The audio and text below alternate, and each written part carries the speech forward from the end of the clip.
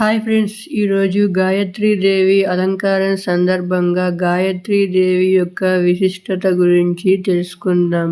గాయత్రీదేవిని వేదమాతగా, సకల మంత్రాలకి మూలమైన శక్తిగా భావిస్తారు. ఈ అలంకరణలో గాయత్రీదేవికి 5 ముఖాలు ఉంటాయి. అవి పంచ ప్రాణాలను సూచిస్తాయి.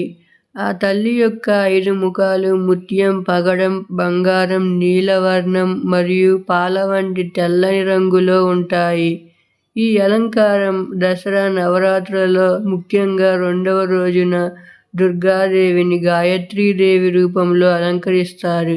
ఈరోజు గాయత్రీ మంత్రం చదవడం వల్ల గానీ, గాయత్రీదేవిని పూజించడం వల్ల గానీ కుటుంబానికి ఐశ్వర్యం, శాంతి, ఆరోగ్యం, జ్ఞానం, అభివృద్ధి లభిస్తాయి.